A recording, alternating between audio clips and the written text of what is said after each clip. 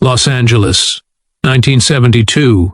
Paramount Studios, late afternoon. Clint Eastwood isn't there to film. He's there to negotiate executives, contracts, numbers that don't get written down until everyone in the room agrees they're worth millions. Cigars burn slowly. Voices stay measured. Power moves quietly, and Clint never walks alone. Behind him stands Marcus Dutton, 6'5", 350 pounds, former Green Beret, Fort Bragg, 2 tours in Vietnam. He's seen jungles most men wouldn't survive an hour in, close quarters combat, hand-to-hand in mud and blood, situations where hesitation meant you didn't go home. He came back heavier, harder, less patient. He's been Clint's head of security for 8 months. Marcus believes in simple truths. Mass beats finesse, strength beats speed, experience beats theory. He's never been dropped by a man he couldn't drop harder, never second-guessed what he knew about violence, never walked away unsure. Until today. Because Bruce Lee is on the lot. Different meetings, different buildings, same studio. And in a place like Paramount, paths intersect whether you plan them to or not. Clint and Bruce know each other. Not closely, but enough. Industry events. Quiet respect. Clint admires what Bruce is attempting. Reshaping the way Hollywood sees Asian actors. Forcing doors open where there were walls. Marcus has heard the stories. The speed. The 1-inch punch. The demonstrations that send grown men stumbling backward. He doesn't buy it. To him, it's choreography. Angles, camera tricks. Movie magic dressed up as mystique.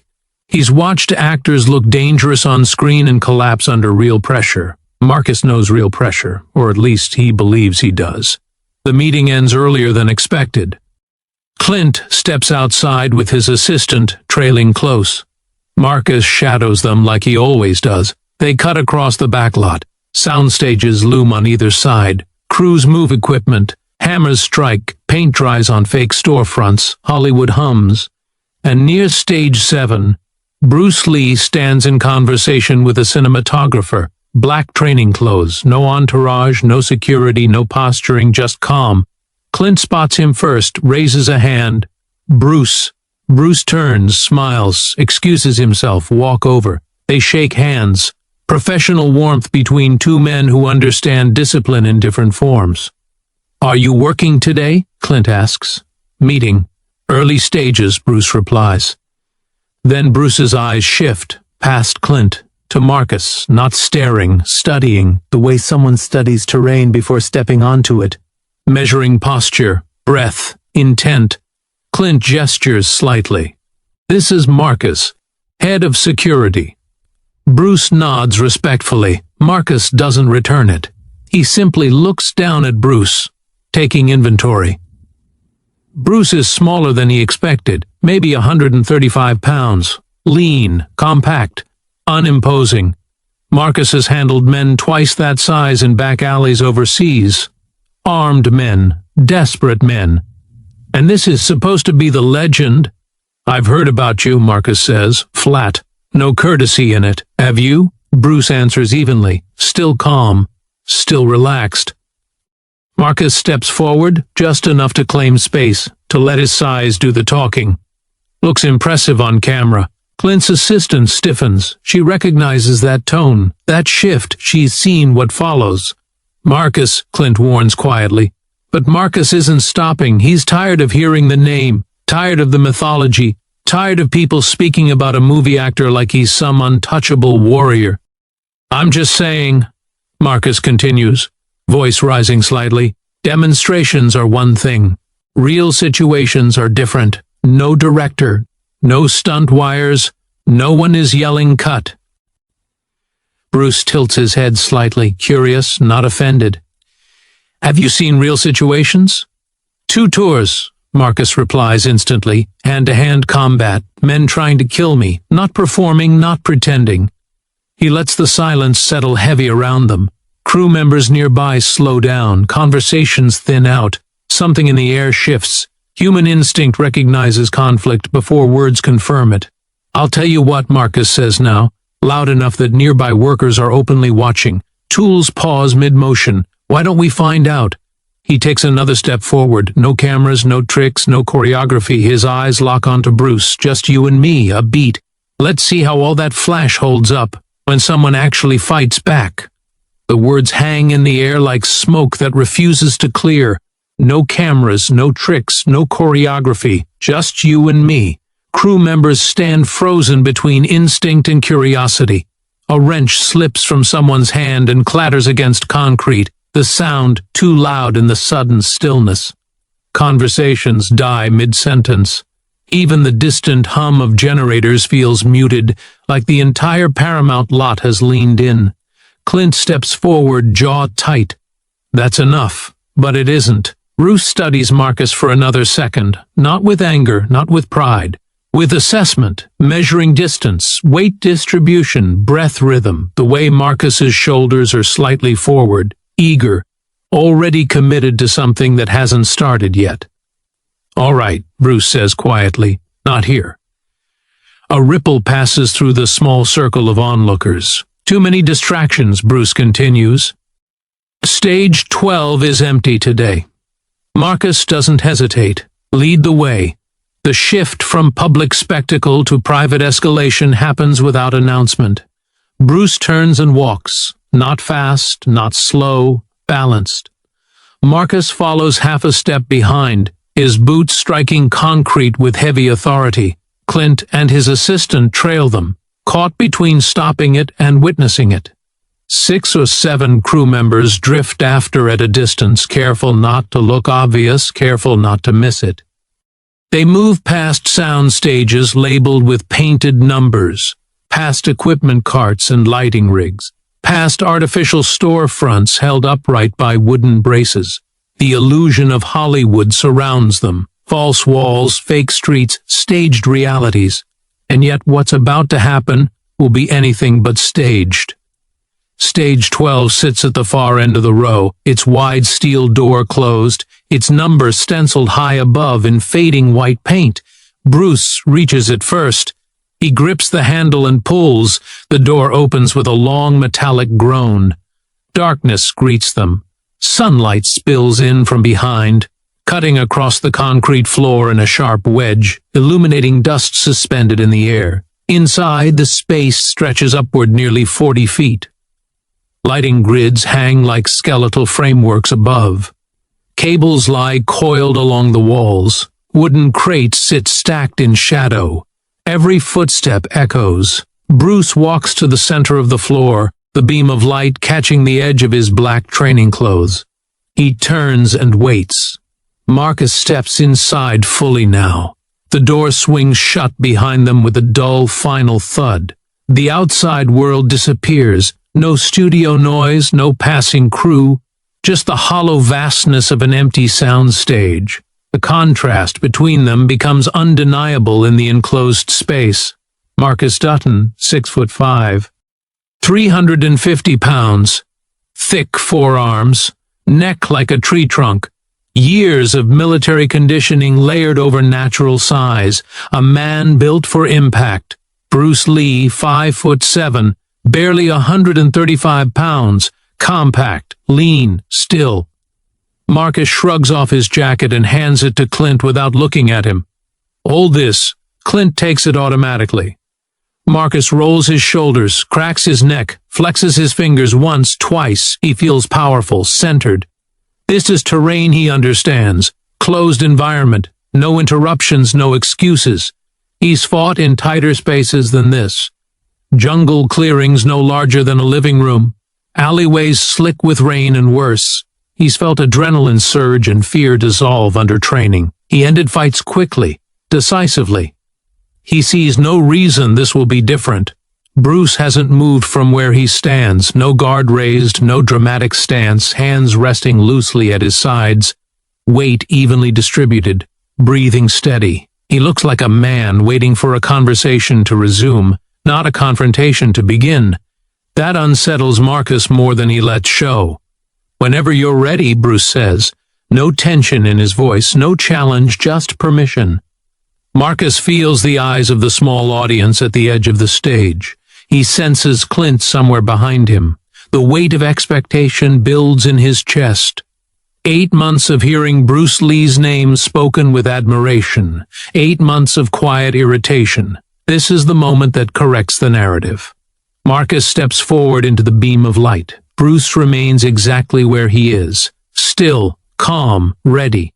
And for the first time since this began, the silence inside Stage 12 feels heavier than Marcus expected.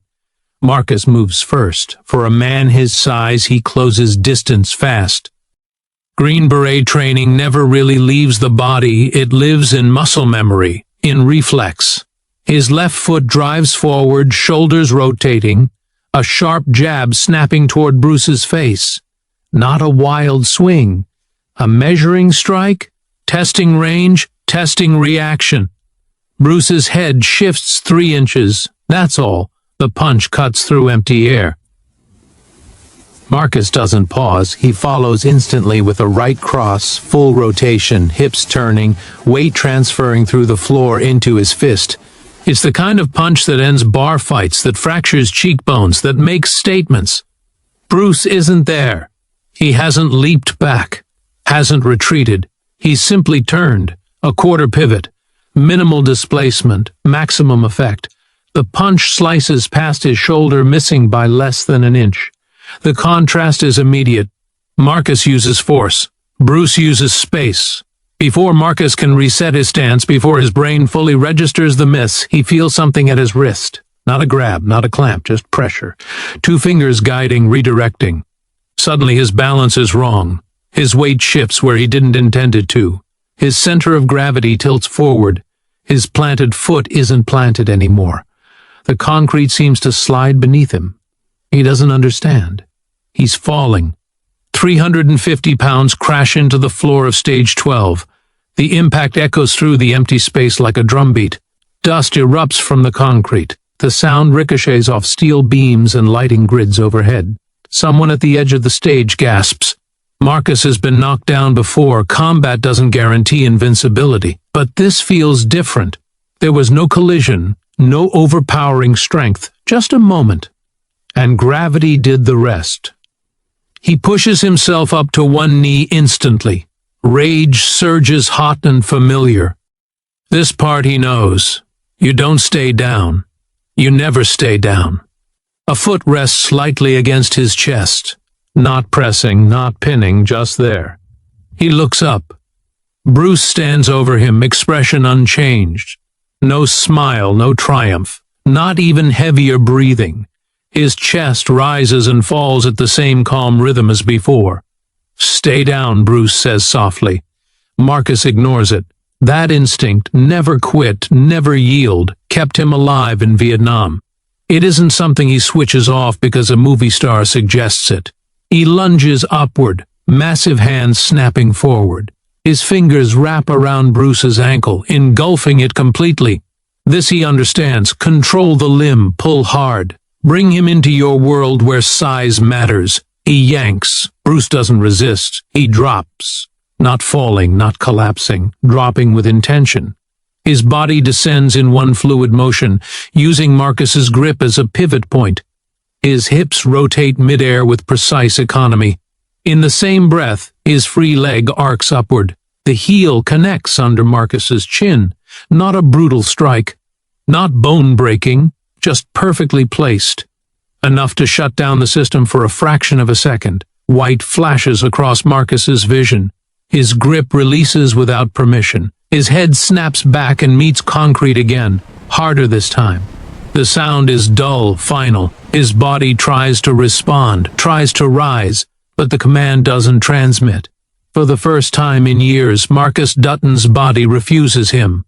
Silence floods Stage 12.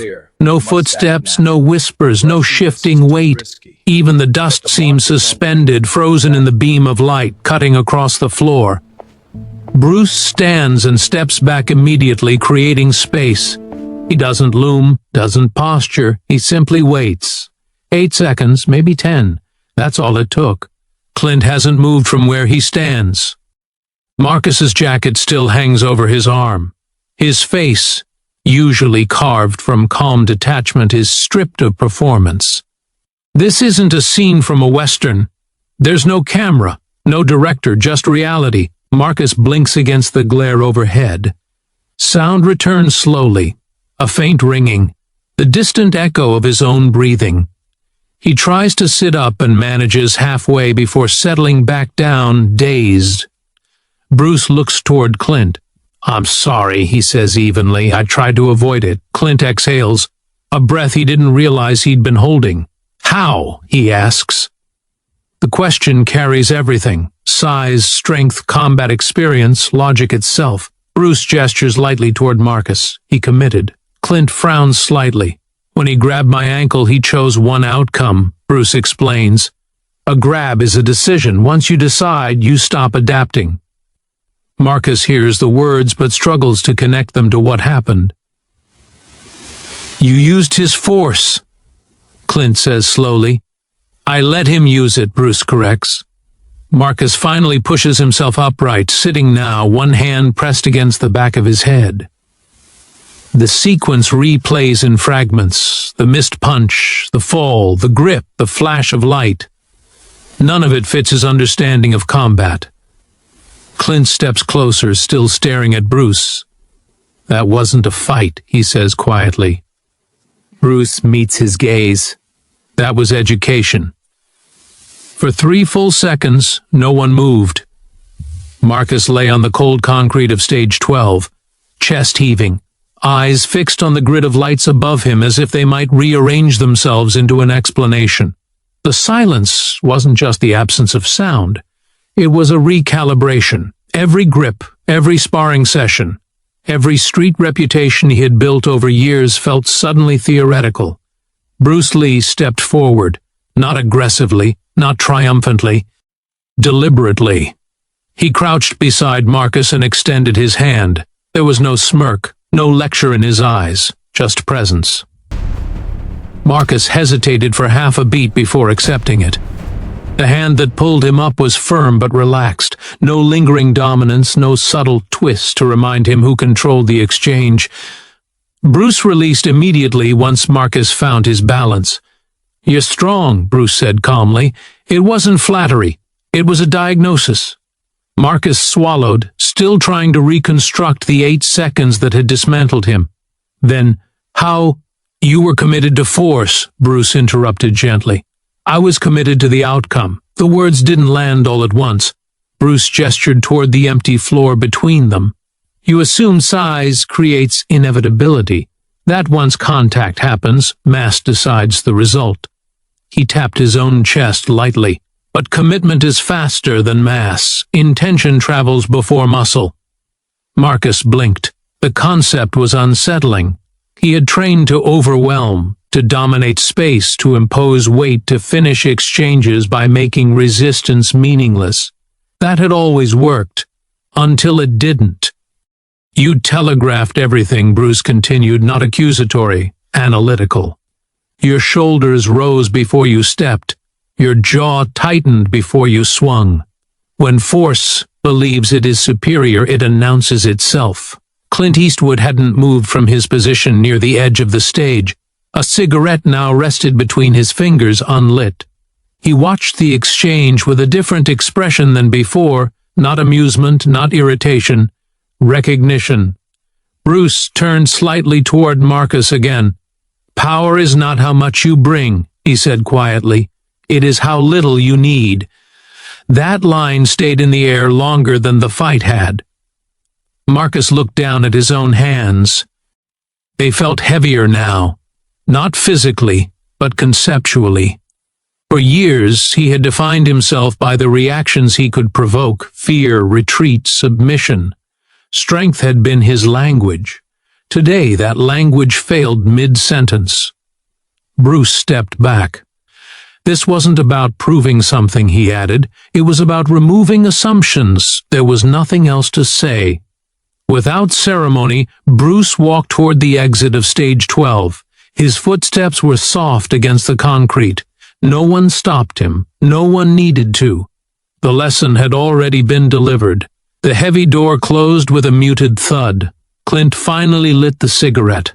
He inhaled slowly, eyes still on Marcus. That, Clint said after a measured pause, smoke curling upward into the dim light, wasn't about strength. Marcus didn't answer. Clint flicked ash onto the floor. That was control. The statement wasn't loud. It didn't need to be. Marcus nodded once, not in agreement, but in reluctant acknowledgement. Something fundamental had shifted. The identity he had constructed, the invincible enforcer, the 350-pound certainty, now felt incomplete. An hour later, Marcus sat alone in his car in the studio parking lot. Engine off, windows up. The world outside moved normally. Crew members laughing, vehicles pulling away, sunlight glinting off windshields. But inside the car, time felt suspended. He replayed the sequence again. The missed strike, the loss of balance, the precision drop, the heel, 8 seconds. It wasn't the pain that unsettled him. It was the efficiency. He realized something uncomfortable. Bruce had never been in danger. Not once. Marcus leaned back in the seat and stared at the ceiling. For 3 hours he didn't turn the key, because what had fractured on that concrete floor wasn't bone. It was narrative. And when the story you tell yourself about who you are collapses, rebuilding takes longer than healing. Some defeats humiliate, others clarify. Stage 12 had delivered the second.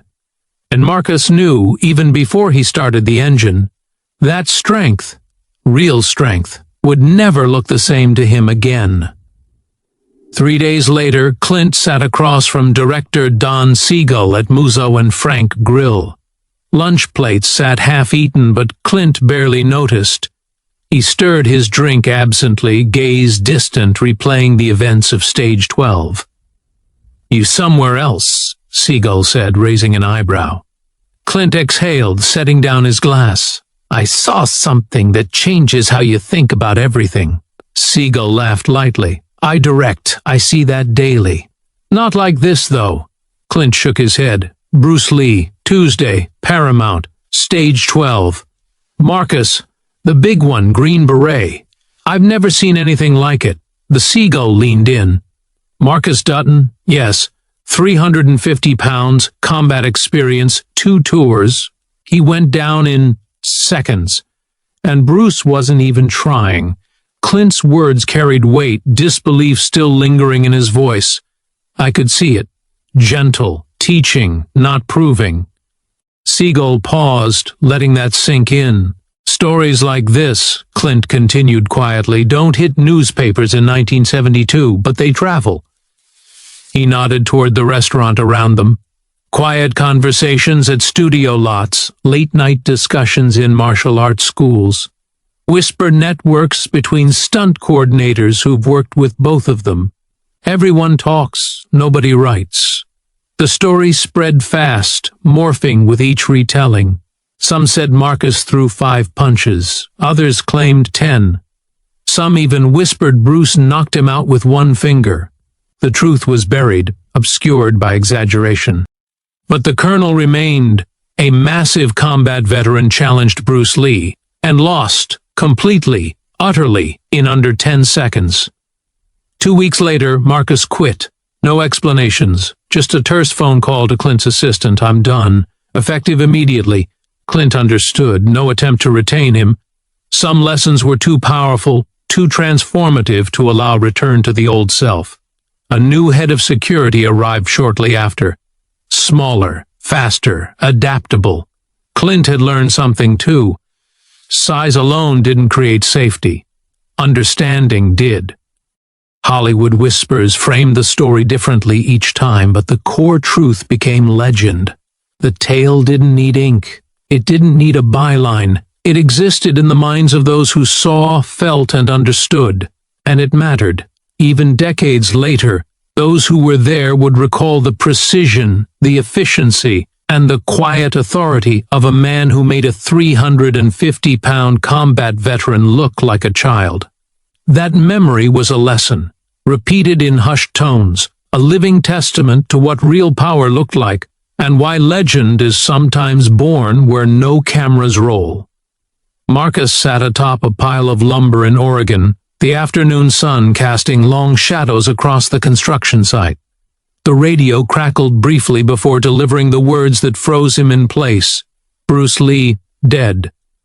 I am 32 years old, heart failure, or brain edema. Nothing seemed to make sense. He didn't move. For an hour he simply sat, letting the weight of the news settle. He had never met Bruce again after Stage 12, never spoken to him. And yet, that brief encounter had already rewritten the way he understood strength, control, and mastery. The sequence replayed in his mind, the ankle grab, the controlled drop, the precise heel. 8 seconds that shattered certainty. 8 seconds that now carried permanent meaning. For the rest of the year, Marcus immersed himself in study, not just physical training. Philosophy, martial arts texts, reading anything that could illuminate what Bruce had demonstrated. He dissected every lesson, every subtle detail of efficiency, intention, and anticipation. When people asked him about Bruce, about the stories, Marcus spoke the same words each time: the legends don't come close. Speed, power, fame, they only hinted at reality. They didn't convey the calm, the certainty, the complete understanding of human movement and thought. That reality was felt, not described. Every day, Marcus remembered those 8 seconds, not in pain, not in shame, but as an instruction, as a guidepost, as the moment when his understanding of force, skill, and commitment had been irrevocably expanded. Bruce's death was tragic, but for Marcus it underscored the depth of the lesson. The impact of a brief encounter had rippled through his life, shaping every decision, every thought about what power truly meant. Stage 12, 8 seconds, a lifetime of change. And in that reflection, Marcus understood Bruce Lee had not just demonstrated mastery, he had left a legacy that outlived him, carried silently in those who had witnessed it, and in the lessons that would resonate for a lifetime.